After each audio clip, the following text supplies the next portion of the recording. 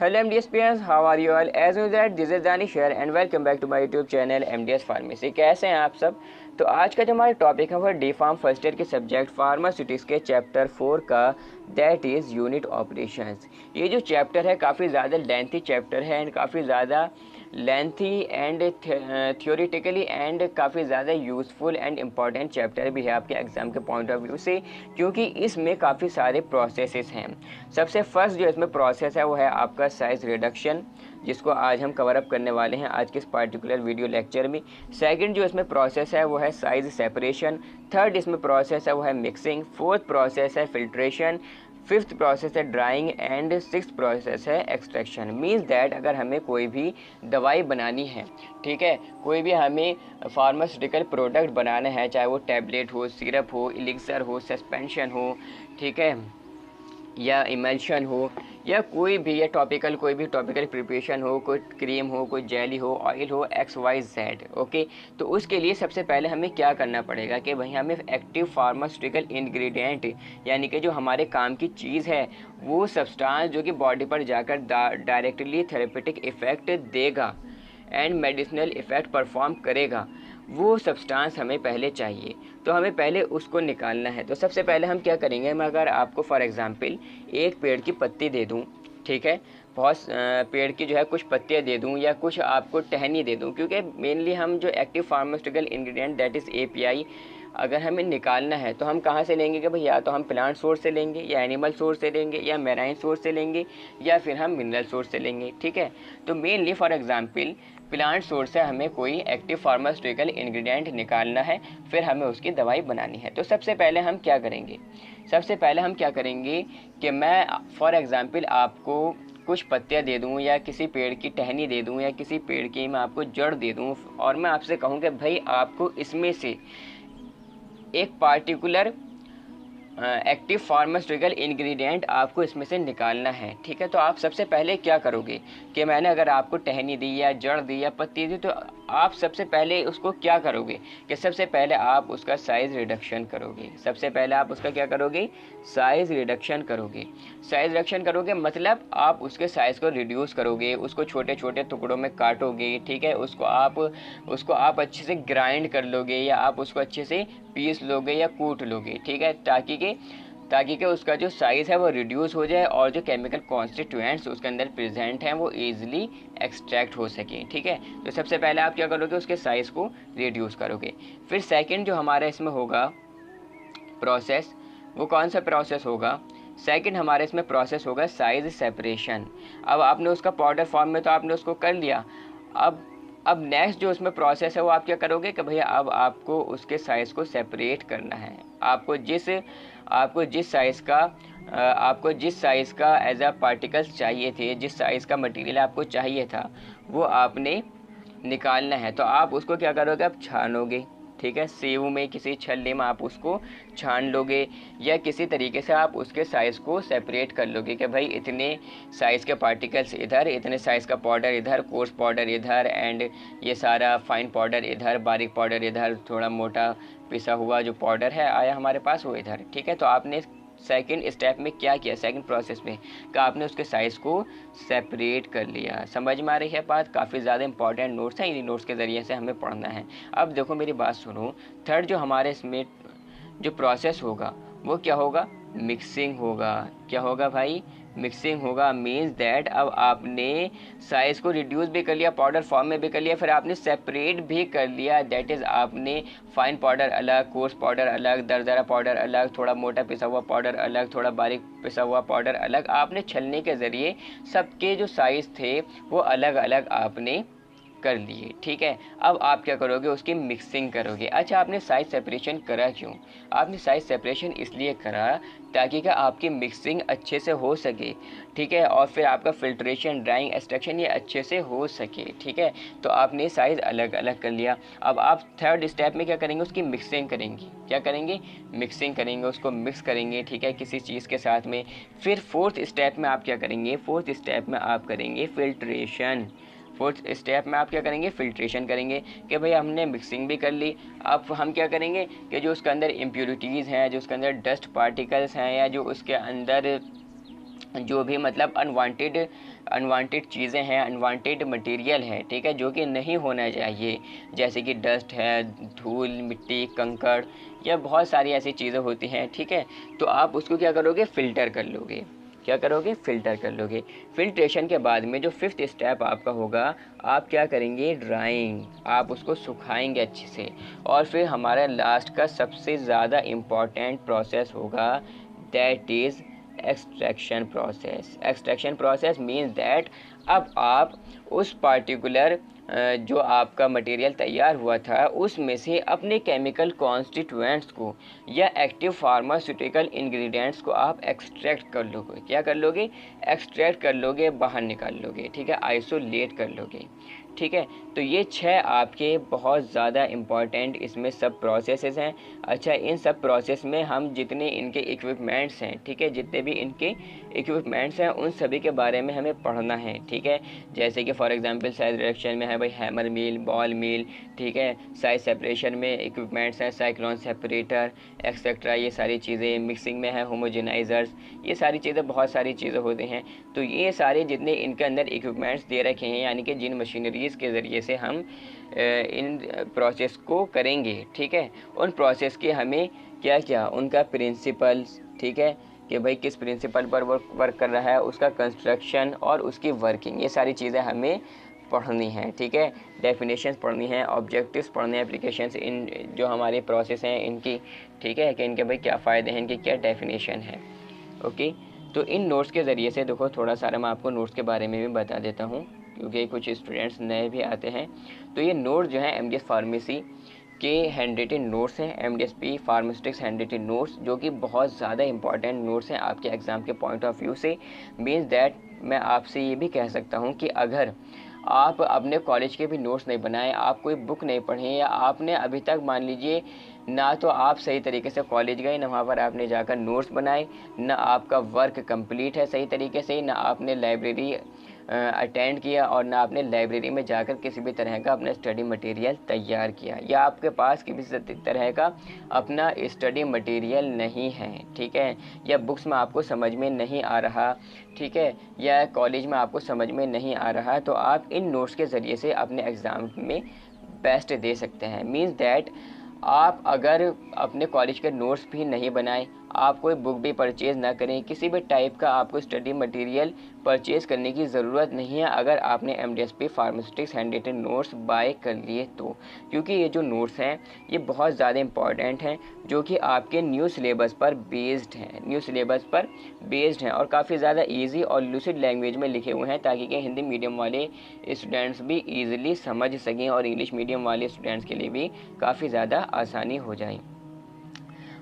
Easy to learn and understand, आप इसको आसानी से याद भी कर सकते हैं और समझ भी सकते हैं, क्योंकि समझना और समझकर याद करना ये बहुत ज़्यादा इम्पॉर्टेंट चीज़ें हैं, कि अगर आपने किसी भी चीज़ को समझ लिया तो आप एकदम से नहीं भूल पाते। अगर आप रेक्टिफिकेशन करेंगे, किसी भी चीज़ को याद करेंगे, तो ईज़िली आप उसको भूल जाएंगे, लेकिन अगर पहले आप उस पार्टिकुलर टॉपिक्स को समझ लेंगे फिर आप उसको याद करेंगे तो वो ईज़िली याद हो जाएगा। सफिशिएंट टू बिकम टॉपर, अगर आप अपने कॉलेज में टॉप करना चाहते हैं तो ये नोट्स सफिशिएंट है। नोट्स के अलावा आपको किसी भी टाइप की बुक, किसी भी टाइप का स्टडी मटेरियल, किसी भी टाइप के अपने कॉलेज के नोट्स या कोई और नोट्स या अपने सीनियर्स के नोट्स पढ़ने की ज़रूरत बिल्कुल भी नहीं है, क्योंकि ये जो नोट्स हैं इनमें एक्सट्रैक्ट है मोर बुक्स का एंड स्टडी मटेरियल्स का, क्योंकि इन नोट्स को बहुत सारी बुक्स को मिलाकर, बहुत सारी, यानी कि सही आप मानिए कि मैंने खुद ये नोट्स प्रिपेयर किए हैं और लाइब्रेरी की सही कर चीर फाड़ कर मतलब बहुत सारी बुक्स का निचोड़ निकाल कर, एक्सट्रैक्ट निकाल कर, जिस तरीके से होता है ना कि बहुत सारे दूध में से थोड़ी सारी मलाई आती है, फिर थोड़े सारे मलाई में से थोड़ा सारा देसी घी निकल कर आता है, तो देसी घी आप इन नोट्स को मान लीजिए कि लाइब्रेरी में बहुत सारी बुक्स में से थोड़ा सारा क्या ना स्टडी मटेरियल आपके लिए निकाल कर इसमें रखा गया है, आपके न्यू सिलेबस के अकॉर्डिंग और आपके एग्ज़ाम के पॉइंट ऑफ व्यू को देखते हुए। ओके, काफ़ी सारे study material, PPTs, PDFs and slide shares and other study materials को एंड ऑनलाइन रिसर्च, बहुत सारी मतलब बुक्स वगैरह और अदर नोट्स को कलेक्ट कर कर फिर उनका उन सब का जो एक निचोड़ था, एक्सट्रैक्ट था, वो निकाल कर इन नोट्स में रखा गया है ताकि का आपको ईजिली याद हो जाए। इनके लेक्चर तो हम यूट्यूब पर अपलोड करेंगे ही।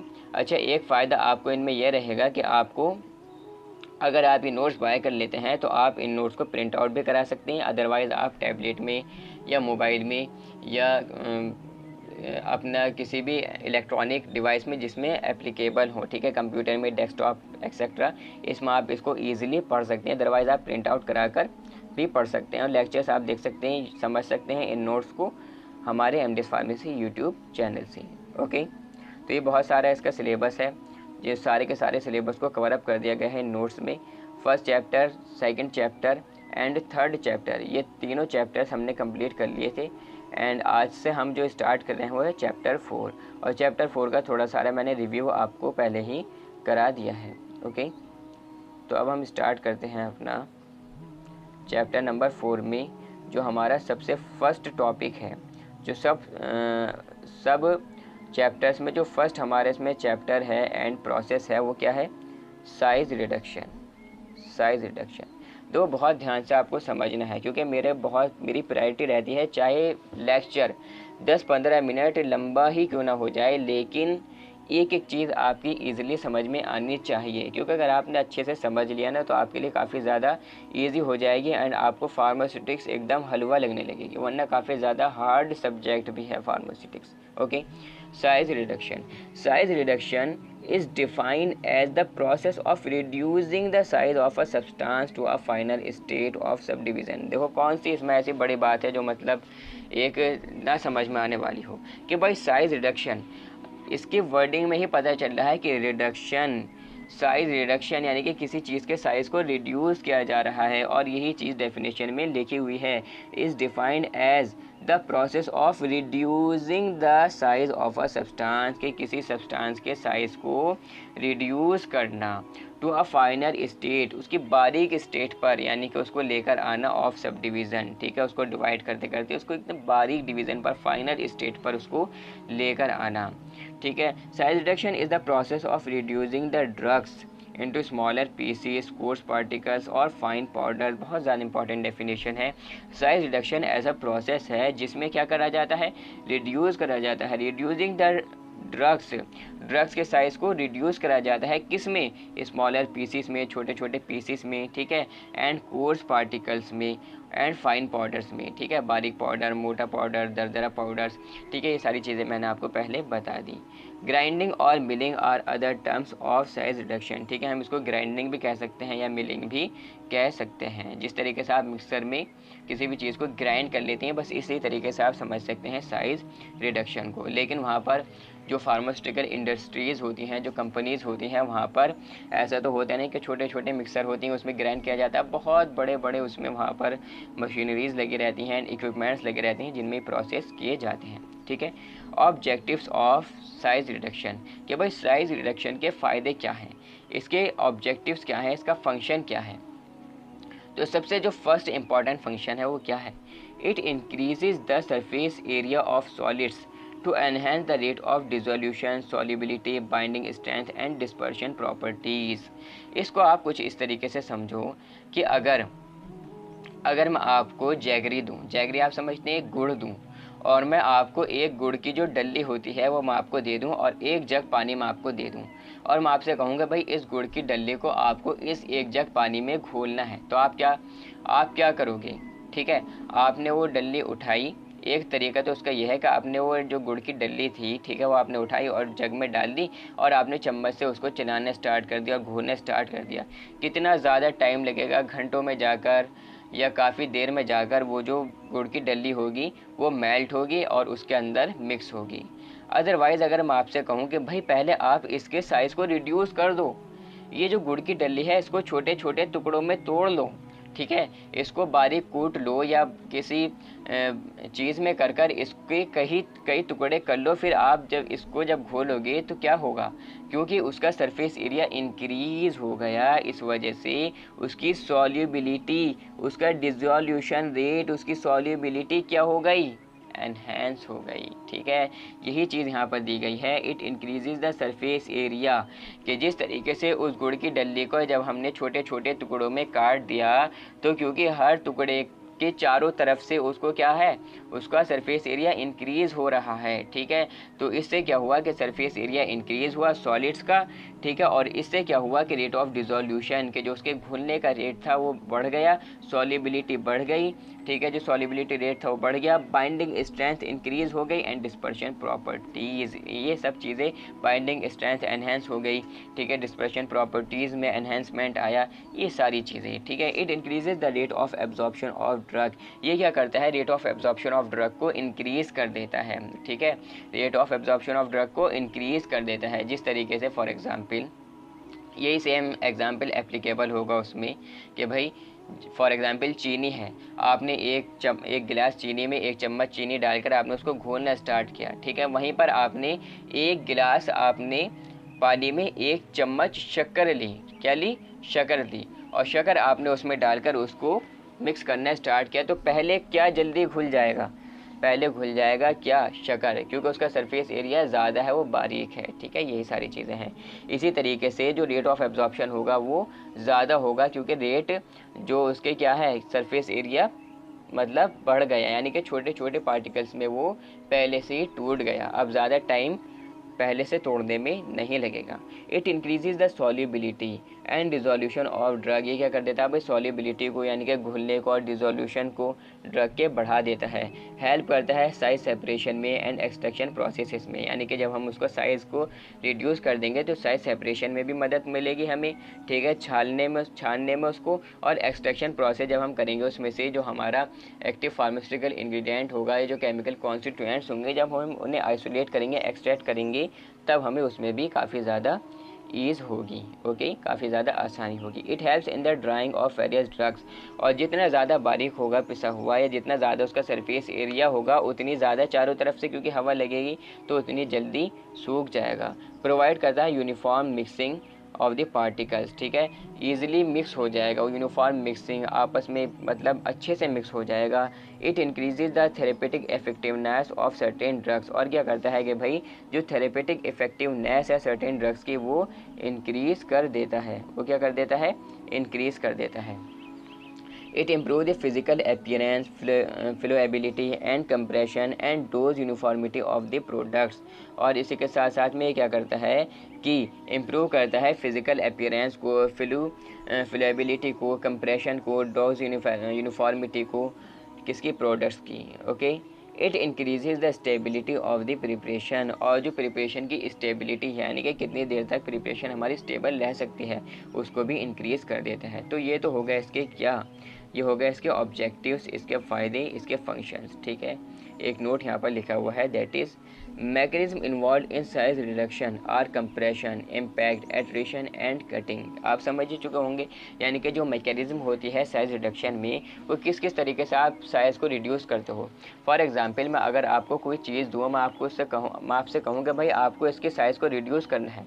ठीक है, तो आप क्या करोगे, आप मुझसे कहोगे कि सर हम छुरी लेंगे, उसको काटना शुरू कर देंगे। क्या करेंगे, हम इसको काटना शुरू कर देंगे, जिससे इसका साइज़ रिड्यूस होता रहेगा। मैं कहूँगा कि भाई सेकंड ऑप्शन बताओ, तो आप कहोगे कि सर ऐसा करेंगे कि हम इसको दीवार पर ज़ोर से फेंक कर मारेंगे, और जब हम इसको दीवार पर ज़ोर से फेंक कर मारेंगे ना, तो दीवार से जब ये टकराएगी तो उससे इसका साइज़ रिड्यूस हो जाएगा, चूरा चूरा ये हो जाएगी। That is impact. ओके, फिर मैं आपसे कहूँ कि भाई चलो ये बात भी ठीक है, थर्ड ऑप्शन आपके पास क्या रहेगा, तो आप कहोगे कि सर हम इसको पिचका कर, कंप्रेस कर हम इसको क्या करेंगे, कंप्रेस कर हम इसको, इसके साइज़ को रिड्यूस कर देंगे। जिस तरीके से आपने देखा होगा ना कि जो आइसक्रीम से या जो मतलब बर्फ़ वाले होते हैं वो क्या करते हैं, या आपने बहुत सारे जूसेस के जो स्टॉल्स होते हैं उन पर आपने देखा होगा कि वो लोग बर्फ़ कोटते हैं, और उनके पास एक लेदर की या जो ट्यूब्स होती हैं कुछ, उनके अंदर वो बर्फ़ को भरते हैं, फिर उनके पास एक वुडन एक चीज़ होती है लकड़ी की, उससे उसको पीटना स्टार्ट करते हैं, जिससे वो बर्फ़ छोटे छोटे टुकड़ों में टूट जाता है। घर पे भी ऐसा होता है। ठीक है, तो ये क्या हुआ, कंप्रेशन। ठीक है, ये सारी चीज़ें आ जाएंगी, एट्रिशन वगैरह, ये प्रोसेसेस हैं, मैकेनिज्म हैं, इन मैकेनिज्म पर साइज रिडक्शन होता है। ठीक है, अब इसमें जो देखो इक्विपमेंट्स हैं वो हमें पढ़ने हैं। ठीक है, जो इनमें इक्विपमेंट्स दे रखे हैं वो हमें पढ़ने हैं। आपके इक्विपमेंट्स जो इसमें दे रखे हैं वो कौन कौन से दे रखे हैं, hammer mill and ball mill. ठीक है, हैमर मिल एंड बॉल मिल, ये दो इक्विपमेंट्स हैं जो कि आपको दे रखे हैं। इन इक्विपमेंट्स के ज़रिए से हम साइज़ रिडक्शन करते हैं। ठीक है, इन इक्विपमेंट्स का आपका पढ़ना है प्रिंसिपल्स, आपको पढ़ना है इनकी कंस्ट्रक्शन और आपको पढ़नी है इनकी वर्किंग। ओके, तो सबसे जो हमारा फर्स्ट है इसमें वो क्या है, हैमर मिल। क्या है भाई, हैमर मिल। हैमर मिल क्या है, इस type, hammer mill is a type of crusher. ये क्या है, एक टाइप का क्रशर है, यूज्ड फॉर ग्राइंडिंग, जो कि ग्राइंडिंग के लिए यूज़ होता है और पुल्वराइजिंग करने के लिए वेरियस मटेरियल्स को। इसका प्रिंसिपल क्या है, यानी कि किस प्रिंसिपल ये वर्क करता है, किस सिद्धांत पर ये निर्धारित है, वर्क करता है। It works on the principle of impact. It किस पर, इम्पैक्ट पर। इम्पैक्ट पर क्या करता है, ये वर्क करता है, यानी कि टकराकर किसी चीज़ का टूटना।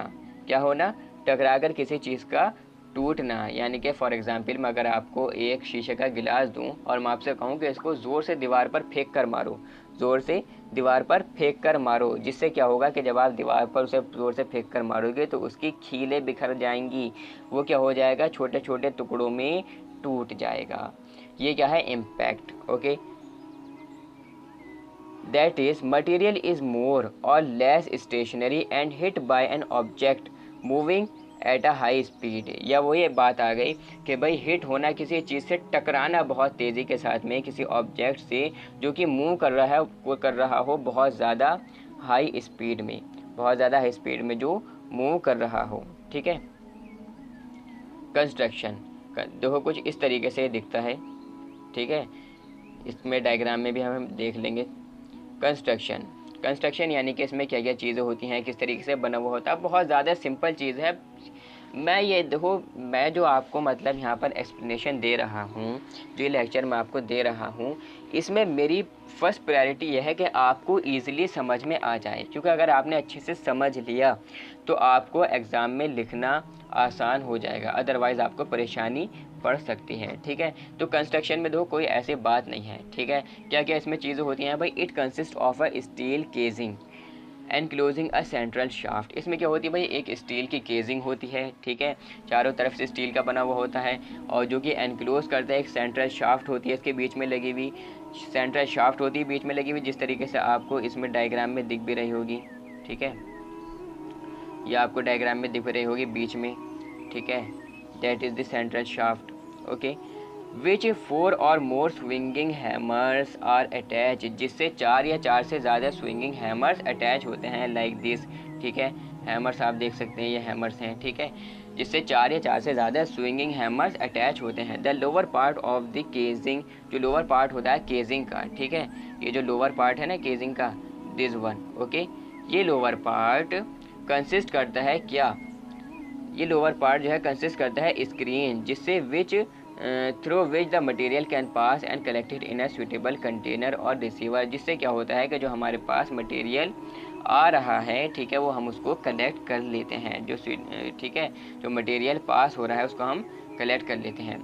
When the desired degree of size is achieve, जब हमारी साइज़ का, जब हमारी चाहत की, यानी कि डिज़ायरेबल, जो हम मतलब जो साइज़ हम चाह रहे हैं वो साइज़ जब अचीव होने लगता है तब हम इसको कलेक्ट कर लेते हैं। ठीक है, तो बस यही चीज़ें देखी हमने। कंस्ट्रक्शन में क्या पढ़ा है कि भाई स्टील की बॉडी होती है, स्टील की इसमें बॉडी होती है एंड एक बीच में शाफ्ट होती है, जिससे जो 4 जो है स्विंगिंग हैमर या 4 से ज़्यादा स्विंगिंग हैमर्स अटैच हो रहे होते हैं। ठीक है, और बीच में क्या होता है, बीच में एक आउटलेट होता है, जिसमें से क्या करते हैं हम प्रोडक्ट को क्या करते हैं, हम रिसीव करते हैं। कि भाई फॉर एग्जांपल कि हमने यहाँ से जो हमने मतलब मटेरियल है वो हमने यहाँ से इनलेट में से एंटर कराया, और जब ये मटेरियल इसके अंदर जाएगा तो ये जो शाफ्ट है ये रोटेट करेगी, ये इस तरीके से इस डायरेक्शन में रोटेट करेगी, और जब ये इस डायरेक्शन में रोटेट करेगी काफ़ी ज़्यादा हाई स्पीड में, तो इसके जो इसमें स्विंगिंग हैमर्स हैं, ये जो इसमें स्विंगिंग हैमर्स हैं ये भी काफ़ी ज़्यादा हाई स्पीड में रोटेट करेंगे, और जो मटेरियल हमने फीड इनलेट के ज़रिए इसमें डाला, इस इक्विपमेंट में डाला, वो हिट करने की वजह से जब बहुत तेज़ी के साथ में रोटेट करेगा तो बार बार वो इससे टकराएंगे, और जब इससे टकराएंगे तो क्या होगा कि जो हमारा साइज़ रिडक्शन जो प्रोसेस है वो अकर होगा, और जब डिज़ायरेबल साइज़ हमें ऑब्टेन होने लगेगा तब हम उसको कहाँ से, आउटलेट में से, स्क्रीन में से हम उसको कलेक्ट करना स्टार्ट कर देंगे। ओके, कलेक्ट करना हम उसे स्टार्ट कर देंगे। अब हम देखते हैं इसकी working. The material is put into the hopper which is connected with the drum. Hopper में से, जहाँ से हमने कहा था भाई फीड इनलेट में से हम मटेरियल को डालेंगे, तो हॉपर में से हमने क्या करा, मटेरियल को डाल दिया, जो कि कनेक्ट है किसके साथ में, ड्रम के साथ में। The material is powder to the desired size, और फिर क्या होगा कि जो हमारा मटेरियल है वो पाउडर फॉर्म में हो जाएगा, उसका पाउडर बन जाएगा डिज़ायर साइज़ का, ठीक है। Due to the fast rotation of hammers and is collected under the screen. किसकी वजह से, due to the fast rotation of hammers, के जो हैमर्स हैं उनमें बहुत ज़्यादा तेज़ी के साथ में वो रोटेट कर रहे हैं, फास्ट रोटेशन हो रहा है हैमर्स का, और फिर हम उस मटेरियल को, ठीक है, कलेक्ट कर लेंगे किसमें, स्क्रीन में।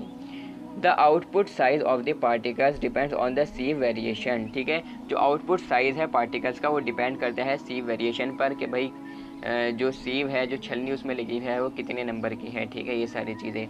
हैमर मिल्स में have over 12 different types of sieve meshes. जो हैमर मिल्स होते हैं उनमें लगभग 12 अलग अलग तरह की सीव मैशेस होती हैं, यानी कि छलनियाँ होती हैं, जालियाँ होती हैं। ओके, एप्लीकेशंस, इसके फ़ायदे क्या हैं हैमर मिल के।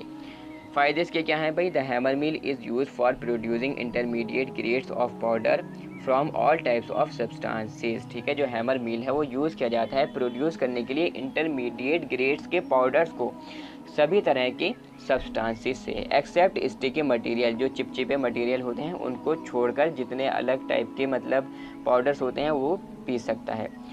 दैट चोक द स्क्रीन, क्योंकि ये क्या करेंगे कि भाई ये जो स्टिकी मटेरियल्स हैं अगर हम इसको ग्राइंड करेंगे तो ये क्या होंगे, चिपक जाएंगे स्क्रीन से। It is useful in powdering of barks, के जो छाल होती है ना पेड़ की छाल, उसकी पाउडरिंग करने के लिए काफ़ी ज़्यादा यूज़फुल है। लीव्स की, पत्तियों को पाउडर फॉर्म में करने के लिए, रूट्स को जो जड़ें होती हैं, क्रिस्टल्स होते हैं, फिल्टर केक्स, ठीक है, इन सारी चीज़ों को पाउडरिंग में काफ़ी ज़्यादा यूज़फुल होता है हैमर मिल। ओके, तो मेनली जहाँ तक मैं समझता हूँ कोई आपको डाउट इसमें रहा नहीं होगा अभी तक, काफ़ी ज़्यादा अच्छे से समझ में आ रहा होगा। समझ में आ रहा है तो आप हाथों हाथ लाइक करते हुए चलें। ओके, और चैनल को सब्सक्राइब भी करें, और अपने फ्रेंड्स में जो आपके कॉलेज के ग्रुप्स हैं और जो आपकी कम्युनिटीज़ हैं कॉलेज की, ठीक है, उनमें आप इन वीडियो लेक्चर्स को शेयर भी करें। ओके, तो हैमर मिल हमने पढ़ लिया। सेकंड जो आपका इक्विपमेंट है साइज रिडक्शन में वो क्या है, बॉल मिल। ओके, बॉल मिल क्या है, बॉल मिल भी क्या है, इसमें भी हम साइज रिडक्शन करते हैं। One of the type of grinder, ball mill is one of the type of grinder, ये एक टाइप का ग्राइंडर है, यानी कि ग्राइंड करता है चीज़ों को। Employed in grinding the drug substance into the superfine powders, क्या करता है कि भाई ग्राइंड करता है किसको, पाउडर्स को, ठीक है, ड्रग को ग्राइंड करता है, ड्रग सब्सटेंस को किस में, सुपरफाइन पाउडर्स में, बहुत बारीक पाउडर्स में। ओके, इसका प्रिंसिपल क्या है भाई, किस प्रिंसिपल पर ये वर्क करता है, it works on the principle of combined attrition and impact, ठीक है। ये किस प्रिंसिपल पर, कि बोथ कंबाइंड यानी कि एट्रिशन यानी कि रगड़ कर किसी चीज़ का साइज़ रिड्यूस होना, और इम्पैक्ट टकरा कर किसी चीज़ के साइज़ का रिड्यूस होना, इन दोनों प्रिंसिपल्स पर ये वर्क करता है, ठीक है। जब इसमें डायग्राम में हम देखेंगे तब आपको इजीली समझ में आ जाएगा कि किस तरीके से एट्रिशन हो रहा है, किस तरीके से इम्पैक्ट हो रहा है इस इक्विपमेंट के अंदर। कंस्ट्रक्शन की बात करें तो थोड़ा पहले मैं आपको इसका डायग्राम दिखा देता हूँ किस तरीके से दिखता है। You can see that this is ball mill, ठीक है, पहले आप डायग्राम देख लीजिए। अब हम इसके बारे में बात करते हैं, इसमें कंस्ट्रक्शन में क्या क्या होता। It consist of a hollow cylinder, एक अंदर से खाली सिलेंडर होता है, which is mounted on a metallic frame in such a way that it can be rotated on its longitudinal axis, जो कि क्या होता है, माउंट होता है। ये जो हॉलो सिलेंडर है ना, ये माउंटेड हुआ होता है, लगा हुआ होता है, किससे जुड़ा हुआ होता है, मेटेलिक फ्रेम से इस तरीके से जुड़ा हुआ होता है, इन सच अ वे, इस तरीके से जुड़ा हुआ होता है कि that it can be rotated, कि ये घूम सके अपनी लॉन्गिट्यूडिनल एक्सिस पर। जो सिलेंडर है वो कंटेन करता है बॉल्स, उसमें बॉल्स होती हैं जो कि ऑक्यूपाई करती हैं अप्रॉक्सीमेटली 30 to 50% मील वॉल्यूम। जो मील का वॉल्यूम है उसमें उसका 30 से 50% जो एरिया है वो ये कवर करती है। The weight of the balls is kept constant, और जो वेट रहता है बॉल का वो कांस्टेंट रहता है। जो बॉल साइज़ है वो डिपेंड करता है साइज़ ऑफ फीट के, भाई जो बॉल्स की जो साइज़ उसके अंदर पड़ी हुई है बॉल मिल में, ये डिपेंड करता है कि जो हम फीड यानी कि जो हम मटेरियल हमें पीसना है उसका साइज़ क्या है उसके बेस पर, और जो डायमीटर है मिल का उसकी बेस पर। The cylinder and the balls are made of metal, और ये जो सिलेंडर है और जो बॉल्स हैं ये किसकी बनी हुई होती हैं, मेटल की बनी हुई होती हैं। अब आप देखिए इसका diagram. Okay, this is ball mill. हमने पढ़ा कि भाई एक हॉलो सिलेंडर होता है, हॉलो यानी कि खाली, अंदर से खाली क्या होता है, सिलेंडर होता है जो कि एक मेटेलिक फ्रेम में माउंट हुआ होता है। ठीक है, मेटेलिक फ्रेम में माउंट हुआ होता है कुछ इस तरीके से कि वो अपनी लॉन्गिट्यूडनल एक्सिस पर रोटेट कर सके, लॉन्गिट्यूडनल एक्सिस पर रोटेट कर सके। You can C in the diagram कि देखो इस तरीके से ये रोटेट कर रहा है, इस तरीके से ये रोटेट कर रहा है, इस तरीके से ये रोटेट कर रहा है। ठीक है, यानी कि लगातार घूम रहा है। अब इसके अंदर क्या फिर हमने पढ़ा कि भाई इसके अंदर स्टील की बॉल्स होती हैं डली हुई। यू कैन सी दैट, ये है स्टील की बॉल्स। ठीक है, छोटे छोटे आपको दिख रही हैं स्टील बॉल्स। सर इसका क्या काम है, इसका काम यह है कि ये एट्रिशन और इम्पैक्ट में मदद करती हैं। जब ये जो स्टील की बॉल्स हैं ना, जब ये मटेरियल से हमारे टकराती हैं, जब ये मटेरियल से टकराती हैं तो जिससे क्या होता है कि काफ़ी ज़्यादा अच्छे से और ज़्यादा साइज रिडक्शन होता है। ठीक है, अब आप देखिए इसका working. The drug to be grind, the drug to be grind is put into the cylinder of the mill. जो ड्रग हमें पीसना है, ग्राइंड करना है, उसको हम डाल देते हैं मिल सिलेंडर में। मिल का जो हमारा सिलेंडर है उसमें हम डाल देते हैं और वो रोटेट करता है and is rotated. The speed of the rotation is very important, बहुत ज़्यादा इंपॉर्टेंट पॉइंट है। इसका डायग्राम के नीचे बने हुए हैं, आपने देखे होंगे अभी। जो स्पीड है रोटेशन की यानी कि रोटेट करने की जो स्पीड है वो बहुत ज़्यादा इंपॉर्टेंट है इसमें। At a low speed, low speed पर जो मास होगा बॉल्स का, ठीक है, जो वज़न होगा बॉल्स का वो स्लाइड करेगा। ठीक है, स्लाइड ही करता रहेगा and roll over each other, और आपस में क्या करता रहेगा, रोल करता रहेगा। इस तरीके से स्लाइड करता रहेगा। यू कैन सी दैट, इस तरीके से स्लाइड करता रहेगा। ठीक है, नहीं, ये जितनी बॉल्स होंगी इस तरीके से स्लाइड करते रहेंगी एंड रोल ओवर होते रहेंगी आपस में। And only a negligible amount of size reduction will occur, और बहुत ज़्यादा कम अमाउंट में साइज रिडक्शन अकर होगा। ठीक है, लेकिन एट अ हाई स्पीड, जब हाई स्पीड होगी काफ़ी ज़्यादा, the balls will be thrown to the walls by centrifugal force and no grinding will occur. ठीक है, बहुत ज़्यादा अगर हमने हाई स्पीड कर दी तो जिससे क्या होगा, बहुत ज़्यादा हाई स्पीड करने की वजह से कि जो बॉल्स होंगी वो मतलब किसी चीज़ से टकराएंगी नहीं। ठीक है, किसी चीज़ से भी टकराएंगी नहीं, और क्या होंगी, थ्रोन आउट होंगी सेंट्रीफ्यूगल फोर्स से। मीन्स दैट इस तरीके से वो लगातार घूमती रहेगी, काफ़ी ज़्यादा हाई स्पीड में इस तरीके से वो लगातार घूमती रहेगी जिससे कोई ग्राइंडिंग अकर नहीं होगी। ठीक है, जबकि हमें प्रोसेस कैसा चाहिए कि भाई जो ये हमारा जो बॉल्स हैं ये पहले ऊपर को जाएं फिर नीचे गिर जाएं, ऊपर जाएं फिर नीचे गिर जाएं, ऊपर जाएं फिर नीचे गिर जाएं, ऊपर जाएं फिर नीचे गिर जाएं, जिससे क्या होगा कि जो मतलब करेक्ट स्पीड में हमारा ज़्यादा से ज़्यादा साइज रिडक्शन होगा मटेरियल का। ओके, समझ में आ गई होगी आपको बात। To the walls but at a correct speed, लेकिन अगर करेक्ट स्पीड एकदम हो, the centrifugal force just occurs with the result that, तो सेंट्रीफ्यूगल फोर्स लगेगी एकदम, that the balls are carried almost to the top, कि जो बॉल्स हैं वो टॉप पर जाएंगी मिल के, देन फॉल इन, और फिर क्या होंगी, गिर जाएंगी। क्या होंगी, गिर जाएंगी, कि पहले टॉप पर जाएंगी फिर गिर जाएंगी, यानी कि ये बॉल्स घूमते हुए ऊपर गई फिर गिर गई। ठीक है, बॉल्स ऊपर गई और फिर गिर गई, लाइक दीजिए बॉल ऊपर गई फिर गिर गई और ऊपर गई नीचे को गिर गई। तो जिससे क्या होगा कि ऊपर जाकर फिर जब नीचे को गिरेंगी ये बॉल्स, तो इससे क्या होगा कि काफ़ी ज़्यादा अच्छा साइज रिडक्शन होगा, क्योंकि टकराना भी हो रहा है, टकरा कर भी हम साइज़ को रिड्यूस कर रहे हैं, और जो इसमें जो हमारा सेकंड जो एट्रिशन प्रिंसिपल पर वर्क कर रहा था वो भी इसमें आ रहा है। ठीक है, बाय दिस वे, इस तरीके से the maximum size reduction is affected by the impact of particles, कि भाई ज़्यादा से ज़्यादा साइज रिडक्शन अगर होगा बिटवीन द बॉल्स के बीच में, by attrition between the balls, ठीक है, बॉल्स के बीच में, ठीक है। और एट्रिशन होगा जब बॉल्स आपस में टकराएंगी, ठीक है, दो बॉल्स के बीच में जब ये आपस में आकर मतलब इसकी घिसाई होगी एज अ एट्रिशन, तो इससे इसका साइज रिड्यूस होगा। Okay, after a suitable time, कुछ टाइम के बाद में the material is taken out and pass through a sieve, ठीक है, कुछ टाइम के बाद में जो मटेरियल है उसको हम बाहर निकाल लेते हैं और पास करते हैं छलनी के ज़रिए to get a powder of the required size के पाउडर पाने के लिए। ओके, ये आप डायग्राम में देख सकते हैं कि भाई हमने डायग्राम में पढ़ लिया था कि लो स्पीड पर, देखो लो स्पीड पर क्या हो रहा है, लो स्पीड पर ये जितनी बॉल्स हैं ऊपर जा रही हैं, फिर नीचे को इसी तरीके से यहाँ पर आ रही हैं, यानी कि लो स्पीड में ये मतलब स्लाइड ही कर रही हैं इस तरीके से, ये बॉल्स इस तरीके से स्लाइड ही कर रही हैं।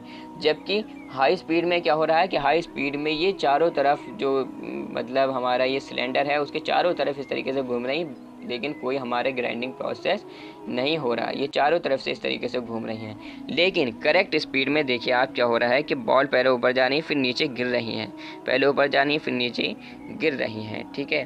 तो ये क्या है, ये बॉल मिल का वर्किंग थी। अब हम इसके पढ़ेंगे एप्लीकेशंस, और ये वाला जो फर्स्ट आपका प्रोसेस है वो हो जाएगा कंप्लीट। एप्लीकेशंस यानी कि इसके यूजेस क्या हैं।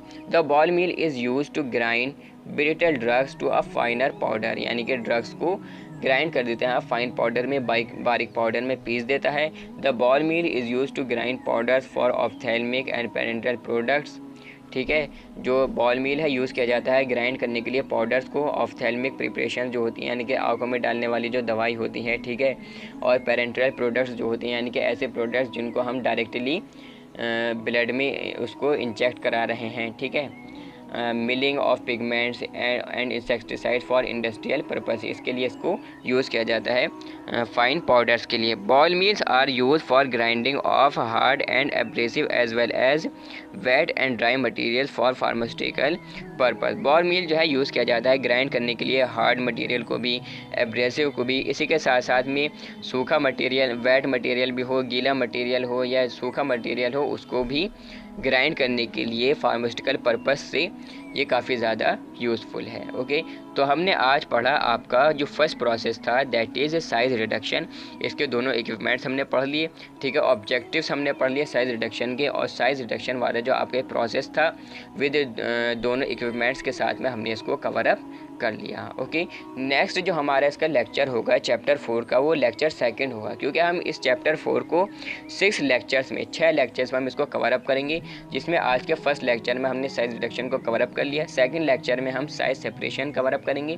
थर्ड लेक्चर में मिक्सिंग, एंड फोर्थ लेक्चर में फिल्ट्रेशन, फिफ्थ लेक्चर में ड्राइंग, एंड जो लास्ट लेक्चर होगा सिक्स्थ लेक्चर होगा चैप्टर 4 का, उसमें हम एक्सट्रैक्शन प्रोसेस को कवर अप करेंगे। ओके, तो मिलते हैं नेक्स्ट वीडियो लेक्चर में, दैट इज़ लेक्चर सेकंड में, जिसमें हम पढ़ेंगे separation. Thanks for listening carefully, that's all.